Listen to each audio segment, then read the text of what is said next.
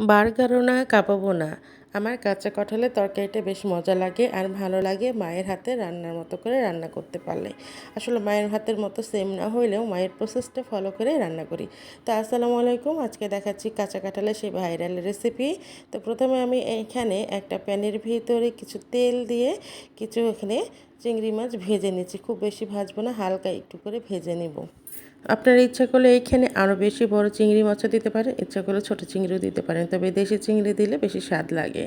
তো যাই হোক, কথা বলতে বলতে এইখানে আমার চিংড়ি মাছগুলো ভাজা হয়ে গেছে। আমি এখানে বেশি ভাজিনি, হালকা করে ভেজে নিয়েছি এবং সমস্ত চিংড়ি মাছগুলো এখন উঠিয়ে নিচ্ছি।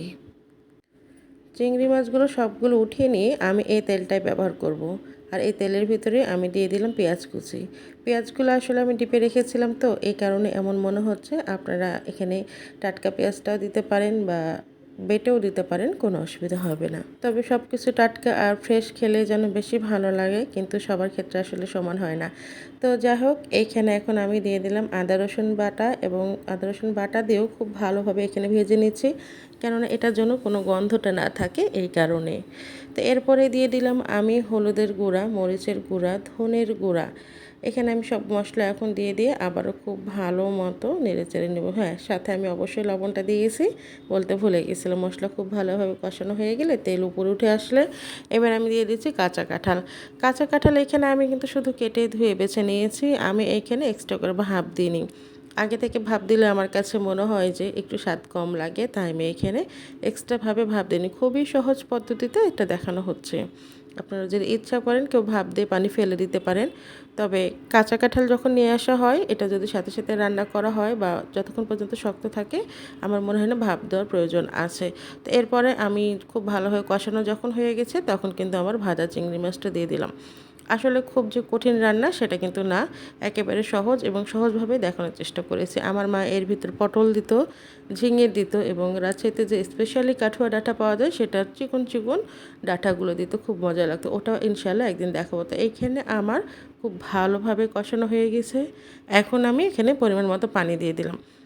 আসলে কাঁচা কাঁঠাল রান্না করার সময় খুব বেশি যে পানি লাগে সেটাও না, বা খুব বেশি যে কষাতে হয় সেটাও না।